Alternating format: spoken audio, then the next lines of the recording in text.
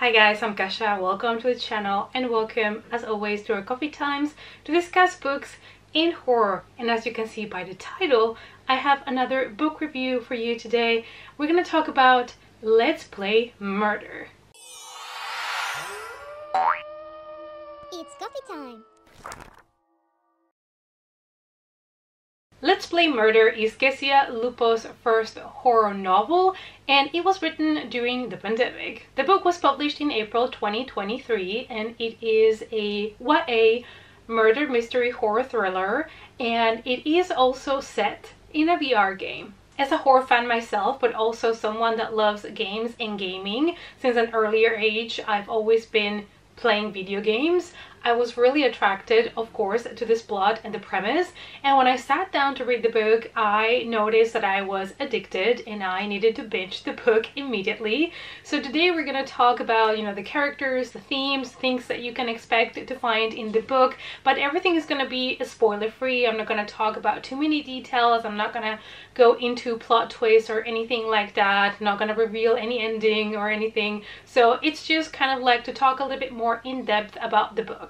The author mentioned that when the pandemic hit and everybody was kind of trapped in their own homes, a lot of writers did tend to start writing something that it was horror. And for her, she thought about writing a book where people were trapped, because most of us did feel trapped during that time in 2020. And that is where she got the idea of these VR game where people are trapped, but they are trapped not in like an open world universe. They are trapped inside of a manor. So it's kind of like a house, so it felt a little bit more relatable. The plot is very interesting. We have Veronica that one day finds herself with other 4 strangers in a world where everything is covered by snow, and she finds herself trapped inside of a manor with the strangers.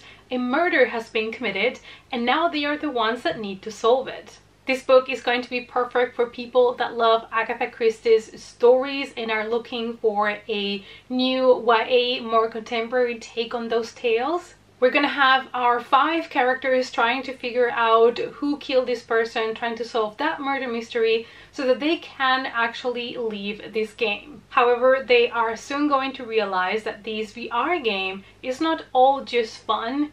It's also dangerous, and they even can get hurt. So the game takes a really dark turn when they realize that something is coming for the players. The book is divided in levels, so there are 4 different levels, and those are the levels that they have to go through to complete the game. And I thought that was a genius way of structuring the book, and it makes it so much more bingeable. Let's talk about the characters. So in an interview, the author was asked how she got the inspiration for characters, and she mentioned that in Let's Play Murder, she actually Googled what were the most popular names from the 80s, and Veronica is one of those names that popped up. And even though Veronica is not in the 80s and this is a modern setting, it's a contemporary novel, the author thought that it really did fit the setting in general that she had for her book, and I completely agree. Our main character is Veronica. You're going to hear the story from her own voice, and Veronica is a character that is quite complex because there's a lot of sides to her that you're going to discover as you read the book. And she is someone that is struggling currently in life because her little brother is sick and at the hospital at the moment, so she's very worried for him. All that she wants is for him to just get better. And also one thing about Veronica that I liked is that there is some representation in her character because she uses hearing aids, and I really loved how the author approached this also during the VR game. Then we have Charlie, who is a beautiful Asian gamer, and she is very bubbly, very energetic. She's really excited.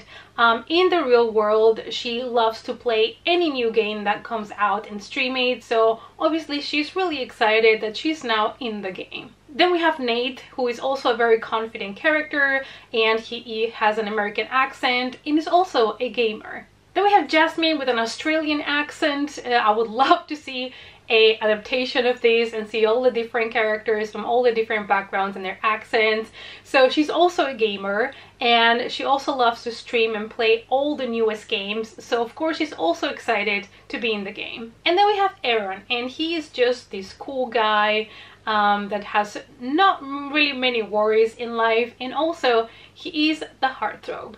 Let's move on to the themes that we can find in this novel. So first of all, obviously, we need to address VR gaming. And for that, I would like to read you guys an explanation of what VR gaming essentially is, so that if you're not too familiar with it, you can perhaps, hopefully, understand it a little bit better. A virtual reality game or VR game is a video game played on virtual reality hardware. Most VR games are based on player immersion, typically through head-mounted display units or headsets with stereoscopic displays and one or more controllers. Now, the video game industry already started kind of working on VR games in the 1980s, but everything was very kind of, in the really early stages of it. It was mostly when Oculus Rift was introduced in 2013 that actually VR games started to become popular and something a little bit more accessible to people. And currently there are games that are only being released for VR, that are made specifically for VR gaming. Other games are being adapted, but now the market is a lot bigger. Now, the VR game that we have in the book is called The Game, and it is a game that has been advertised through YouTube, and they kind of have presented the game and made people really excited for it. But the trick is, you cannot just buy the game or just download it, access it anywhere. You need to be chosen to be in the game. Basically, when you are playing any VR games, you might be pulled into the game, but you're not gonna know until you're there. The game that we have in the book is so realistic that our characters cannot believe that it's a game. And also, this game offers a prize. People normally don't know what the prize is. It's kind of like a secret society. It's almost like, the Fight Club. You're not supposed to talk about the Fight Club. So people don't really know who has played the game, who has won. It's all kind of like a secret. But what we do know is that our 5 players need to solve the murder mystery in order to be able to leave the game.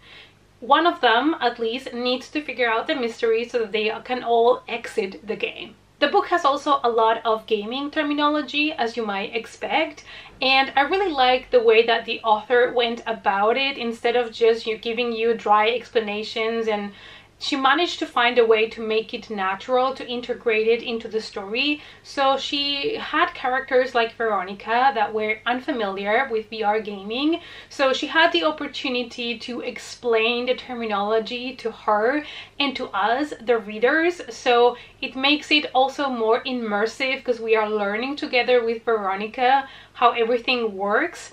Not all readers might be familiar with VR gaming, so I thought it was really important that the author considered that and explained the terminology, but in a natural way, and I really enjoyed the way that she did it. Priorities. In this book, we're going to, think about priorities that we have in life.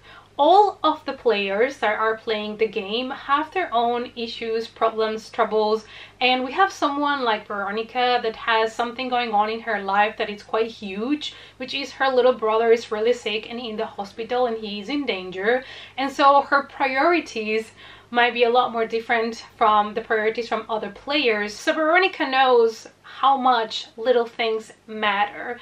And I also like that the author kind of touched on the topic of, VR gaming in general, and you could even extend it to phones and social media and how we get caught up in that and we forget about actual reality and live in the present. Compassion is another theme that you're gonna find in the book, because we do have, as I've mentioned, 5 different players that have different priorities, and they are all going through different things. They all have their own struggles, and what I really enjoyed about the book is that the author made really clear that everyone's problems are valid. It's not like my problem is bigger than yours or more important than yours, or I'm struggling more than you are.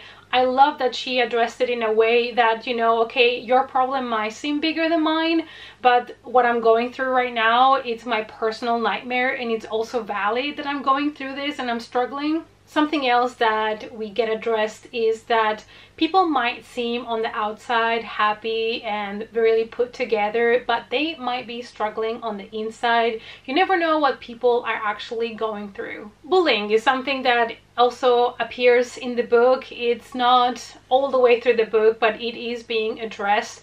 And I like the way that they addressed it, because there is a character that got a comment from someone in their lives that said, you know, just try to fit in so that it's not going to be so bad for you at school. And I can totally relate to that, because when I was younger and I had problems fitting in with people and I was not really finding friends, I remember someone told me, just try to fit in. Just, you know, do what they're doing. Just try to follow their rules or whatever. And I got frustrated because I just didn't want to do what things they were doing, play to the games they were playing. And I feel like it's so important to be reminded that you don't have to change yourself to fit in. You should never have to change yourself or lower your standards or change your beliefs or whatever it is to find friends. Another thing you're going to find in the book is freedom of choice, because the 5 players we have, they've been pulled into the game.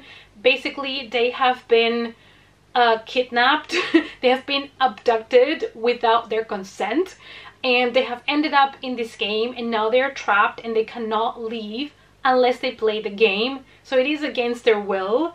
And also they have not signed any contract, they haven't given any consent, so they don't have any choice. So there is of course a conversation of, you know, I should be able to leave the game, I should be able to choose, and all of that, which is really interesting, because obviously something that I didn't think of in the beginning until the characters address the fact that they've kind of been kidnapped. The way the characters were written, they felt so genuine and alive, and they all had their different personalities, and it was so easy to tell them apart, which is something really great when you're reading a book where you have multiple characters. These are also characters that are all the time interacting with each other, so it is perfect when you can tell just by the tone of a sentence who it is. It's also an exploration of what actually makes a person good or bad, and I feel like the author gave the characters so much character depth that it was fantastic to watch them go through this journey. The story manages to actually make it an immersive experience, just as VR is. And once you start reading the book, I tell you, you're gonna want to binge that in one sitting, because it is really addictive. The author makes such a good job at creating this unsettling atmosphere. We have 5 players that have been placed in a manor in the middle of nowhere. Everything is covered by snow. They are trapped inside of this manor. They cannot leave. And there is a certain creepiness already just to the setting that happens in the very first chapter. I mean, from the get-go, when our players arrive to the mansion, there is already a murder that has been committed, and that is the murder that they need to solve, like a true Agatha Christie novel. So there's already a murder. There's a little bit of your horror already there. But like I said, the setting really adds a lot.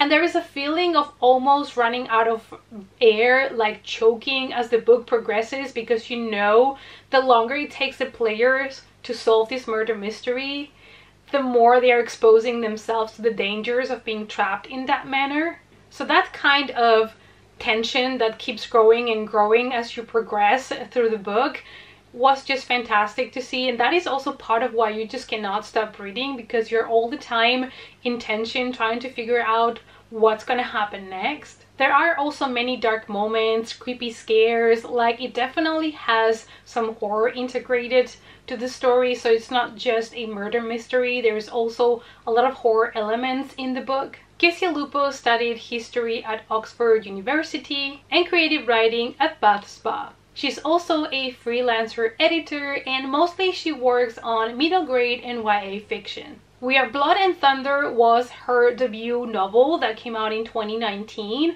and it is a fantasy standalone. We Are Bound by Stars came out in 2020, and it is another YA fantasy standalone that it is part of the same world as the first book. Let's Play Murder has been her first horror thriller, and I do hope to get a lot more from her when it comes to mystery thrillers and horror, because I tell you, I binged this book so quick, I was so addicted, and I had so much fun, and I'm just really excited for you guys to try it out. This was Cluedo meets Ready Player One, and it is a game that is gonna keep you guessing. You're gonna play detective, you're gonna try to figure out also the murder mystery yourself. It is definitely a really strong YA horror mystery that combines the modern technology of VR gaming with the classic murder mystery investigation of Cluedo. And definitely, if you love things like Agatha Christie novels and those whodunit murder mysteries but are looking for a more contemporary modern take on it, this is the perfect book for you. Alright you guys, so this was my spoiler-free review of Let's Play Murder by Kezia Lupo. I hope that you enjoyed the video. Let me know down below if you had this book on your radar, and if you've already read it, what you thought of it. I definitely do recommend it to you guys, so I hope you enjoyed the video. Let me know down below which other murder mysteries are your favorites, and thank you guys so much for watching. I hope to see you all, as always, in our next coffee time. Bye!